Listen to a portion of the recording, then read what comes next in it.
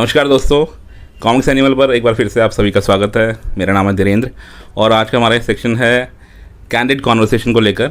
और पिछले 2 एपिसोड्स में आप लोगों की काफ़ी प्रतिक्रियाएं मिलनी और अच्छी बुरी दोनों तरीके से, उसके लिए बहुत बहुत शुक्रिया। आज मैं बात करने वाला हूँ एक जिसे हम कहते हैं यंग होप, मतलब करंट जनरेशन है, जेन जी से बिलोंग करते हैं। मतलब हम लोग पुरानी पीढ़ी के कह लें आप, हमें मिलेनियल्स हैं। जो बेटन है कॉमिक्स पढ़ने का और जो प्रथा है उसको हम पास ऑन कर रहे हैं नई पीढ़ी को। जेन जी हैं, इनका नाम है स्पर्श मुद्गल। क्विक इंट्रोडक्शन दे दूँ। कंटेंट में प्रोफेशनली काफ़ी इन्वॉल्व रहते हैं। He is a content creator and he is also a digital marketer. और हमारे मतलब unlike us, he got connected with the comics industry much later. अभी हाल फिलहाल कितना साल हुआ अभी? 2 साल होने वाले हैं, बस 2 साल होने हैं। तो सबसे पहले तो मैं आपको स्वागत ही कर दूं before we get into this conversation. बहुत बहुत स्वागत है हमसे जुड़ने का Sparsh. Hello everyone, all the viewers of comic animal, this is Sparsh. और कोशिश रहेगी कि आज हिंदी में ज़्यादा बातें हों, बल्कि वो थोड़ा मेरे लिए मुश्किल रहता है, जो कि आप जान पाएंगे इस इंटरव्यू में। पर क्योंकि हम हिंदी कॉमिक्स और हिंदी इंडस्ट्री की बात कर रहे हैं, तो आज सब कुछ मेरी तरफ से हिंदी में ही होगा। हाँ, और फ्रैंकली बात करेंगे जो भी करेंगे।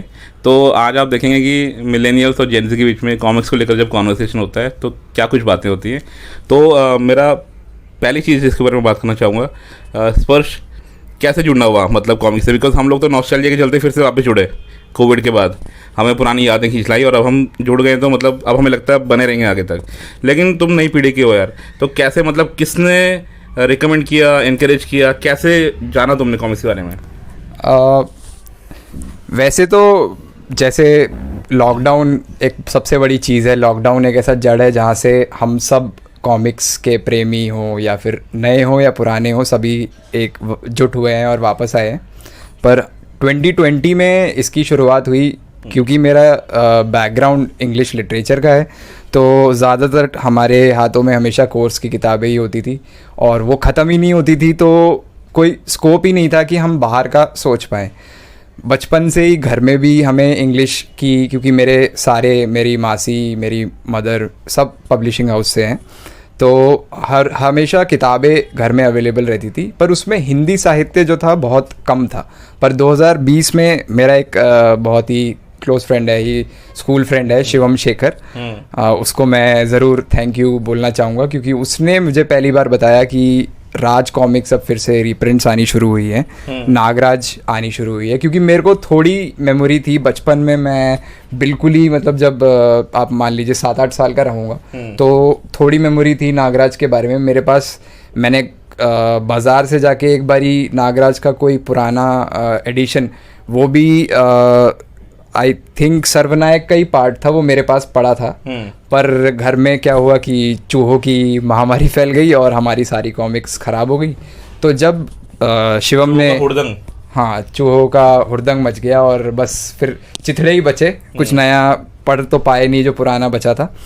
तो यही शिवम ने मुझे बताया कि फिर से कॉमिक्स आने लगी हैं। तो और सबसे अच्छी बात जो ये थी कि मैं जहाँ रहता हूँ, मेरे घर के पास करीबन 3 सेलर मेरे 1.5 किलोमीटर 2 किलोमीटर के दायरे में, रेडियस में रहते हैं। तो इससे अच्छी बात क्या हो सकती है कि एक किताब प्रेमी को एक कॉमिक बुक स्टोर मिल रहा है जाने के लिए, वो भी 2020 में। तो मैंने वहाँ से शुरुआत करी। वन रक्षक मेरी पहली किताब थी जो मैंने राज कॉमिक्स की खरीदी थी। वो मैंने भेड़िया की कॉमिक्स पढ़ी, तब जाके मुझे रियलाइज़ हुआ कि इंडिया में भी सुपर हीरोज़ को लेके इतना क्रेज़ है। और वो सिर्फ बैटमैन, सुपरमैन, आयरन मैन का क्रेज़ नहीं है, वो हमारे नागराज, ध्रुव, और जो आप मेरी टी शर्ट देख रहे हैं, मैं जितना कनेक्ट कर पा रहा हूँ वो मैं डोगा से कर पाता हूँ।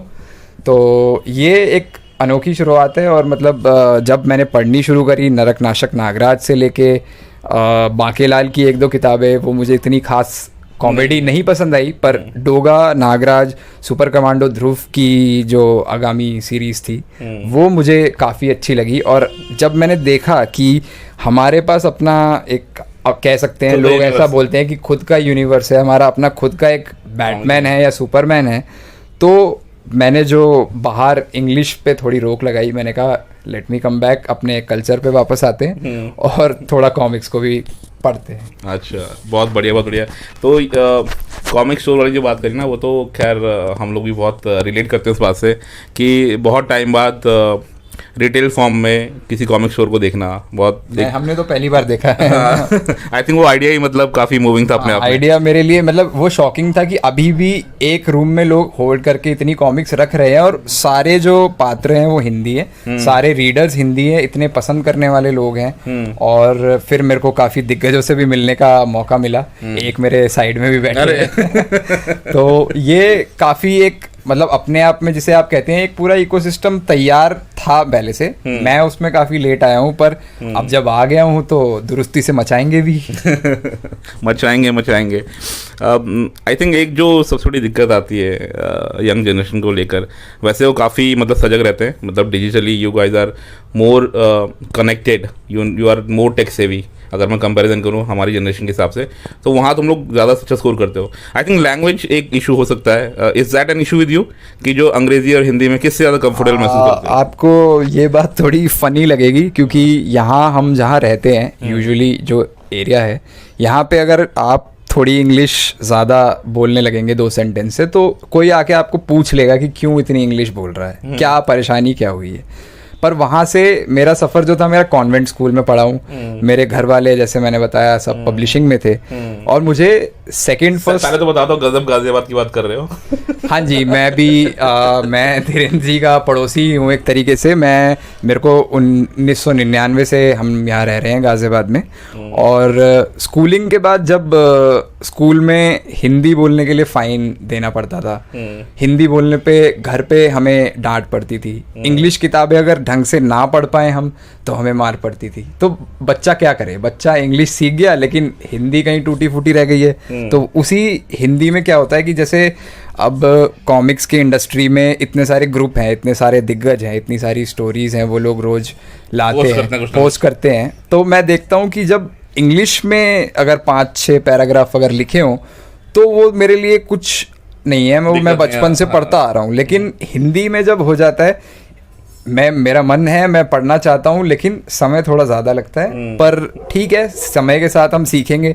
आजकल बच्चों को थोड़ा लगाव इंग्लिश से ज़्यादा है, बाहर की स्टोरीज से ज़्यादा है। पर मेरे हिसाब से मुझे लगता है कि जब इतनी डिटेल में हमारी हिंदी कॉमिक इंडस्ट्री गई है, और अब अघोरी के साथ और अलग अलग होलिकाओं है और अलग याली ड्रीम्स हैं, इतने सारे पब्लिकेशंस हैं, तो हम क्यों ना उनको मौका दें। वो लोग हमारे लिए इंग्लिश में ट्रांसलेशन करके भी ला रहे हैं। तो स्वयंभू भी हो गया, स्वयंभू कॉमिक्स हैं। हाँ, भूपेंद्र जी से मेरी बातचीत हुई काफ़ी, मतलब हिंदी और इंग्लिश दोनों भाषाओं में लेके आ रहे हैं कॉमिक्स। तो सुपरमैन, बैटमैन, डीसी, मार्वल तो रहेगा, वो है, वो जहाँ है उसको रहना है।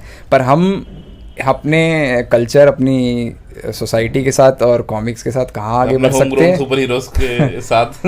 तो वो हमें देखना होगा। और बाकी मैं तो अभी बस जिसे कहते हैं कि अभी बस परत को खुरचा ही है हमने, अभी पढ़ने के लिए हमारे पास इतनी चीज़ें हैं। क्या बोलते हैं अनुपम सिन्हा सर की मतलब कलम से जैसे लिखा होता है, अभी तो सतही तौर पे हमने खुरचा है, और बाकी मतलब एक नया वर्ल्ड आपका इंतजार कर रहा है। हाँ, अभी तो हमारे, और मैं कहना चाहूँगा कि मुझे आप कलेक्टर वाली कैटेगरी में गिन सकते हैं, क्योंकि मुझे बचपन से ही किताबें पढ़ने का भी शौक है, लेकिन उससे ज़्यादा मुझे खरीद के उन्हें रखने का और उन्हें अलमारी में अच्छे से सजा के प्लास्टिक बैग में रखना, और पीरियडिकली पढ़ते रहता हूँ। लेकिन हाँ, कलेक्शन मेरा बढ़ता जा रहा है और उस कलेक्शन को किसी दिन हम ज़रूर ख़त्म करेंगे, बढ़ाएंगे, बढ़ाते रहेंगे। नहीं, अभी फिलहाल मेरा प्लान ये है, क्योंकि घर से वार्निंग आ चुकी है कि पहले ये सारी पढ़ो, उसके बाद नहीं लेके आना। ठीक है स्पर्श, यहाँ पे मैं एक बात मतलब तुमसे भी और अपनी ऑडियंस से भी बताना चाहूँगा कि यहाँ पर आप दो मतलब जनरेशन को देख रहे हैं। जैसे मैं मिलेनियल हूँ तो ये सक्सीडिंग जनरेशन है, जेन ज़ी। अब हम दोनों में एक जो मूल जो डिफरेंस है, बेसिक डिफरेंस है, वो ये कि कोविड पीरियड के बाद जब हम लोग वापस जुड़े नॉस्टैल्जिया के चलते, तो हमारा रिएक्शन था कि अरे कॉमिक्स अभी भी छप रही हैं। सो मतलब फिर हम वापस जुड़े कि भाई चलो पुरानी कॉमिक्स के साथ साथ नई कहानी भी आ रही हैं, तो ये बहुत अच्छी बात है। इन लोग का जो रिएक्शन था वो मेरे ख्याल से ये था कि क्या बात कर रहे हो, हमारा खुद का अपना एक कॉमिक्स यूनिवर्स है, हमारे खुद के होम ग्रोन सुपर हीरोज़ हैं। सो आई थिंक सिमिलर रिएक्शन तुम्हारा भी रहा होगा।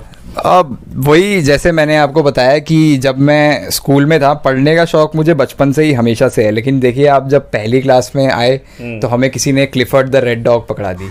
जब हम 10वीं में आए तो हमें किसी ने शेक्सपियर की कहानियाँ पकड़ा दी। जब हम कॉलेज में आए तो किसी ने वर्जीनिया वुल्फ पकड़ा दिया, किसी ने फ्रैंकेनस्टाइन पकड़ा दिया, किसी ने बायरन पकड़ा दिया, किसी ने कीट्स पकड़ा दिया। तो ये पढ़ते पढ़ते मेरा जो था, इवन दो लिटरेचर की वजह से आज मेरी जॉब अच्छी चल रही है, मेरे को मेरी रोज़ी रोटी वहीं से आती है, पर कहीं वो टाइम था कि एक इंसान के एक लिमिटेड टाइम ही होता है, वो उतना ही एब्जॉर्ब कर सकता है। पर उस एब्जॉर्प्शन के चक्कर में कहीं ये दिमाग से ही निकल गया कि अपना यहाँ पे भी कुछ हो रहा है, यहाँ पे भी राज कॉमिक्स है, राज कॉमिक्स इतना काम कर रही है। उससे पहले राजा पॉकेट बुक्स थी जो हमने तो सिर्फ नाम ही सुने हैं और अब पोस्ट देखते हैं। तो जब ये डिस्कवरी हुई, ये मेरे फ्रेंड ने ही मुझे जब बताया, और मैं जब उस कॉमिक स्टोर में पहली बार गया तो मेरा मुंह ऐसा खुला रह गया कि ये इतनी बड़ी दीवार और यहाँ पे एक नहीं दो नहीं कम से कम 20-30 अलग अलग कैरेक्टर्स हैं, उनकी बैक स्टोरी है, उनके अलग अलग आर्क्स हैं।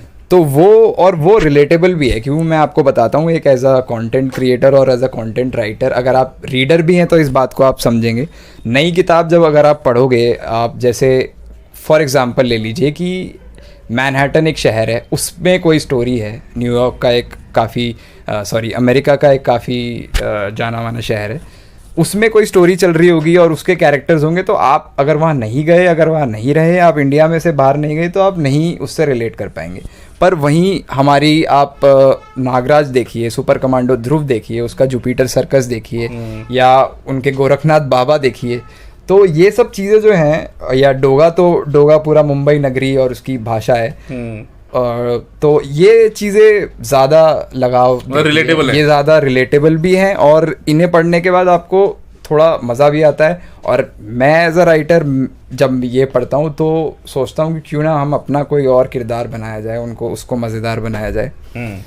तो ये एक नई कोशिश है, अभी मौका भी मिल रहा है, हमारे काफ़ी आदरणीय लोग पब्लिशर्स हैं और बड़े महान लोग जो इस पूरी इंडस्ट्री से जुड़े हुए हैं, वो काफ़ी सपोर्टिंग है, नए लोगों को मौका दे रहे हैं। तो इसके लिए भी मैं शुक्रिया करना चाहूँगा और उम्मीद करूँगा कि आगे थोड़ा राइटिंग का हुनर दिखाने का मौका मिले, ताकि आप लोग जो इतने नॉस्टैल्जिक होके पढ़ते हैं, कभी हमें भी आपको थोड़ा वो नॉस्टैल्जिया देने का मौका मिलेगा।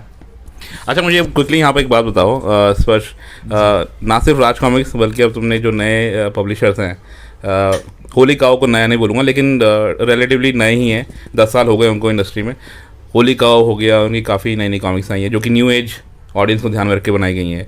फिर बुल्स आई है हमारे पास, उनकी बहुत गजब स्टोरी लाइन्स आती हैं, आर्ट वर्क भी बहुत अच्छा नपतोला ठीक रहता है। स्वयंभू नए पब्लिशर्स हैं। तो तुमको तो एक्सपोजर इन सभी तरह के पब्लिशर्स की, उनकी कहानियों का रहा है, तो कैसा इंप्रेशन है एज ए नया न्यू रीडर जो तुम जुड़े हो, तुम्हारा कैसा इंप्रेशन रहा अभी तक, क्या फीडबैक है?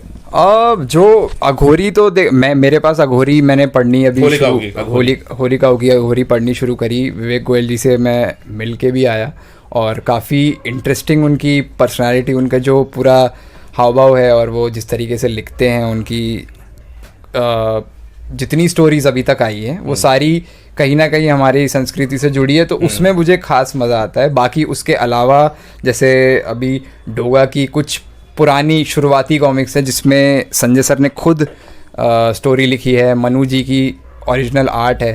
पहले तो मुझे ये सब पता करने में इतना टाइम लग गया कि राज कॉमिक्स हैं, फिर राज कॉमिक्स संजय गुप्ता पेश करते हैं, संजय गुप्ता सर से मिलने का मुझे मौका मिला कॉमिक कॉन में। तो मैं अभी रिसेंटली जो लास्ट दिल्ली में और मुंबई में दोनों जगह गए, वहाँ पे एक स्पेस मिला, रविराज जी से मिले, विवेक गोयल जी से मिले, भूपिंदर जी से बातचीत हुई, तो आलोक जी से मिले।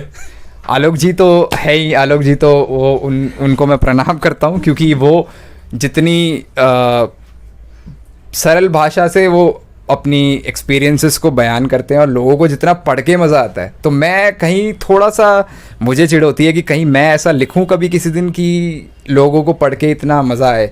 और मैं उनसे मिला भी हूं, उनके साथ काम करने का मौका भी मिला है, तो बहुत ही अच्छा एक एक्सपीरियंस है। और आगे अभी कॉमिक्स के लिए मैं ये कहना चाहूँगा कि इतनी मैं कॉमिक्स अभी पढ़ी नहीं है, क्योंकि कंज्यूम करने में इतना टाइम लगता है। नरक नाशक नागराज जो है वो मेरा फेवरेट था, ओरिजिन सीरीज। हाँ, बहुत और थैंक्स टू चैतन्य और लोन वुल्फ, उन्होंने मेरे को पूरी लिस्ट बना के दी, उन्होंने कंपाइल करके दी कि कहाँ से पढ़नी स्टार्ट करनी है, कहाँ से ख़त्म करनी है। तो ऐसे इतने अच्छे बंधुजन मुझे मिले हैं, तो बस वहीं से शुरुआत हुई है। नरक नाशक नागराज मैंने पढ़ ली है। अभी जो ध्रुव की शुरुआती ओमनीबस आई थी, ओमनीबस ही कहते हैं ना उसको, वो ओमनीबस को भी पढ़ा मैंने।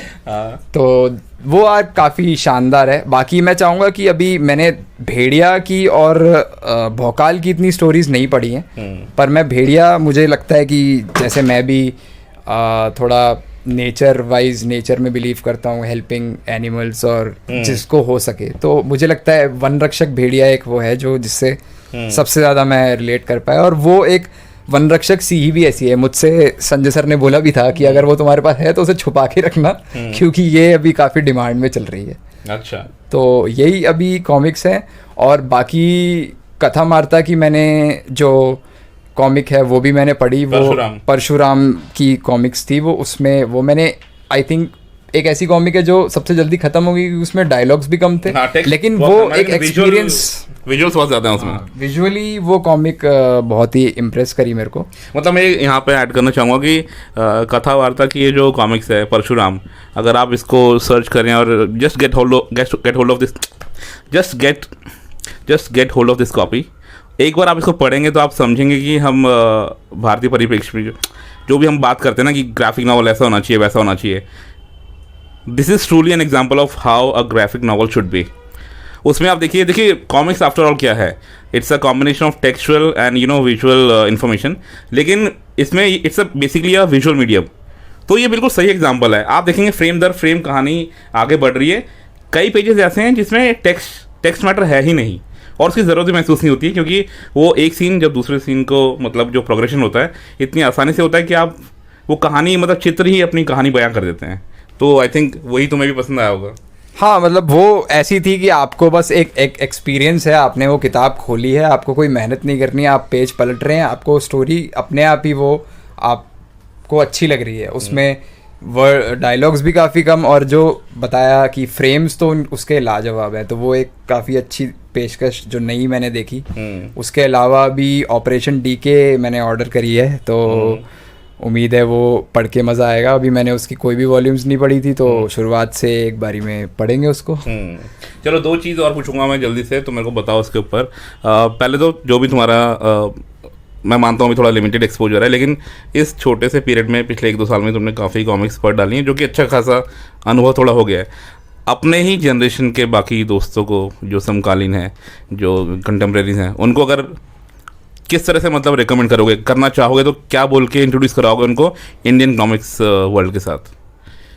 खैर फिलहाल सिर्फ एमसीयू और डीसी वर्ल्ड को ही जानते हैं, उनको क्या बोल के रिकमेंड? देखिए, इसमें एक सबसे बड़ी चुनौती यहाँ पे ये आती है कि जब आप, जैसे मैं हर जगह जब भी मैं पहाड़ों पे जाता हूँ तो मेरे बैग में कॉमिक्स होती हैं, और वो मैं इंश्योर करता हूँ कि हिंदी कॉमिक्स ही हो, क्योंकि वहाँ पे साथ में घर वाले हैं, उनके बच्चे होते हैं, तो वो लोग भी देखते हैं। तो वो लोग का जो रिएक्शन, मैंने जब एक अपने भांजे को कॉमिक्स दी, तो उसका सबसे पहले रिएक्शन था कि ये मैं नहीं देखता, मैं तो आयरन मैन देखता हूँ, मैं सुपरमैन देखता हूँ। और उनका जो झुकाव है वो सीरीज मूवीज़ इनकी वजह से ज़्यादा एक प्लेटफॉर्म बन गया है, जिसकी वजह से अगर अब, जैसे मैं खुद हूँ, मैंने कभी डीसी मार्वल नहीं पढ़ी थी, पर इतनी ज़्यादा मूवीज़ और सीरीज़ वगैरह देख रखी है कि जब किसी ने मुझे गाइड किया कि यहाँ पे भी कॉमिक्स के ऑमनीबस आ रहे हैं, यहाँ पे स्पेशल एडिशंस आ रहे हैं, पेपर बैग्स आ रहे हैं,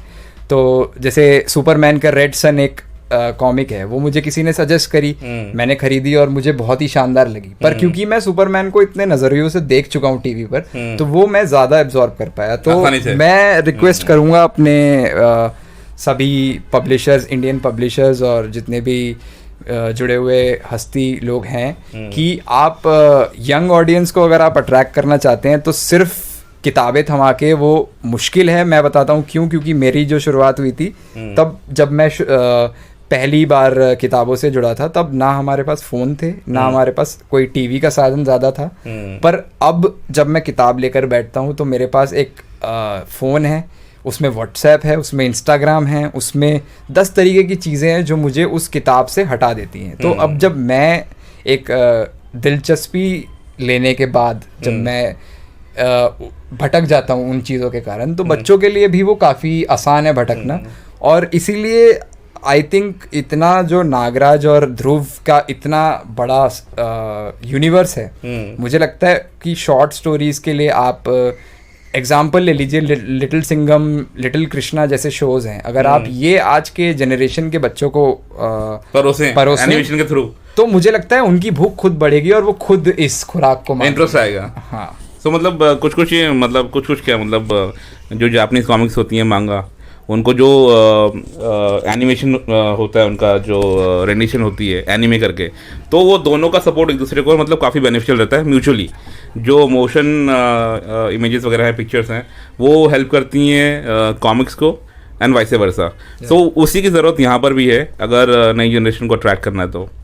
और कुछ एक ऐसे एरियाज के बारे में बताना चाहोगे जो तुम्हारे हिसाब से तुम्हें लगा जहाँ पर इम्प्रूव करने की ज़रूरत है, अदर देन दिस थिंग की कॉमिक्स के अलावा? मैं एक्चुअली कलेक्टर हूँ तो मुझे काफ़ी चीज़ों से दिक्कतें होती हैं कभी कभी। पर सबसे ज़्यादा ये है कि जब एक इंसान इन्वेस्ट करता है अपनी कलेक्टर एडिशन को, मैं कहना चाहूँगा, बाकी मैं किसी चीज़ के बारे में ज़्यादा बात नहीं करूँगा क्योंकि काफ़ी ज्ञानी लोग हैं जो मुझसे ऑफ कोर्स बहुत ज़्यादा जानते हैं और काफ़ी टाइम से लगे हुए हैं इस काम में।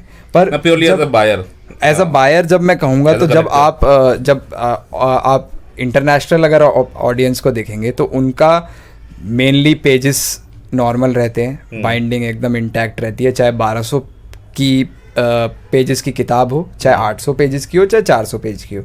यहाँ पे कलेक्टर एडिशन का जो एक क्या कहूँगा, कलेक्टर एडिशन का जो पैरामीटर है या फिर जो अंडरस्टैंडिंग है वो थोड़ी कहीं घुलती जा रही है। क्योंकि मैं देखता हूँ हर कॉमिक की एक कलेक्टर एडिशन आ जाती है। मुझे लगता है, आपको लगता है कि हर कॉमिक कलेक्टर एडिशन के लायक होनी चाहिए या फिर कुछ स्पेशल कॉमिक्स को ही हमें दे जाना चाहिए ताकि वो एक्सपीरियंस अलग से एक रीडर को मिल सके और वो बाद में और उसको प्रोत्साहित हो सके कलेक्टर एडिशंस की तरफ जाने? क्योंकि आज आप देखें 1200, 1500, 2000 की एक नॉर्मल कलेक्टर एडिशन आती है और जब आप उसको एक बारी पढ़ने में ही उसकी बाइंडिंग निकल जा रही है या फिर उसके पेजेस निकल जा रहे हैं तो थोड़ा दुख होता है। और हम वो वाले लोग हैं जो बिल्कुल अपने पैशन को भी फॉलो करते हैं, but we are very still hand to mouth. We earn and we spend whatever we earn. हम खरीदते हैं तो शौक से खरीदते हैं क्योंकि हमें बचपन से वो शौक लगाया है। तो उसके बाद जब डिफेक्ट्स निकलते हैं तो अगली बार वो थोड़ी हेजिटेशन बढ़ जाती है। तो let me put it in a better way, hand to mouth से मतलब लिटरली नहीं है कि हैंड टू माउथ है। जैसे कि थोड़ी देर पहले आपने सुना स्पर्श की मुँह से कि he is doing really well in his job as a digital marketer. But इनका कहने का मतलब है इनकी जनरेशन में मतलब they don't shy away from spending money on things they like doing. ठीक है, तो जब ये मतलब एक कलेक्टर एडिशन पे इतना पैसा खर्च कर रहे हैं क्योंकि वो काफ़ी महंगी आती है रिलेटिवली अगर आप जनरल सेट की कॉमिक्स देखें, और आपने मेरे से भी पूछा कि मेरी राय के बारे में, सो बिल्कुल सही, मैं अग्री करता हूँ काफ़ी हद तक। हर कॉमिक्स, मेरा ये मानना है कि हर कोई कॉमिक या सीरीज़ कलेक्टर एडिशन के लिए नहीं बनी होती है। वो नॉस्टैल्जिया वाले फैक्टर के ऊपर अगर आपको प्ले करना है दैट्स अ डिफरेंट थिंग। कोई भी सीरीज़ अपने टाइम में जिसने कोई कल्ट स्टेटस पा लिया हो, जैसे नागराज बुगाकू है, उसका आप कलेक्टर एडिशन लेके आएंगे, लोग हाथों हाथ लेंगे। या कोई और जैसे खजाना सीरीज़ है, अभी हाल फिलहाल में ही आया है, और संजय गुप्ता सर और मनोज गुप्ता सर दोनों ने अपने अपने टाइम में उसको अपने अपने कॉमिक्स पब्लिशिंग हाउस के द्वारा निकाला है और उसको लोगों ने काफ़ी हाथों हाथ लिया है। सो कोई भी सीरीज़ अगर काफ़ी पॉपुलर रही है अपने टाइम में, सिर्फ उसी का अडेप्टेशन होना चाहिए कलेक्टर एडिशन के फॉर्म में। और कलेक्टर एडिशन का मतलब ये होता है कि वो कलेक्टर्स के लिए होता है, जो लोग कॉमिक्स कलेक्ट करना पसंद करते हैं। उसमें कुछ एडिशनल इन्फॉर्मेशन होती है, 2-3 चीज़ें जो एड ऑन्स होती हैं वो बहुत इंपॉर्टेंट हैं, जैसे कि नॉवेल्टीज़ होती हैं, कुछ ऐसी चीज़ें जो अदरवाइज़ उस कॉमिक्स की नॉर्मल फॉर्म में के साथ अवेलेबल नहीं होती हैं।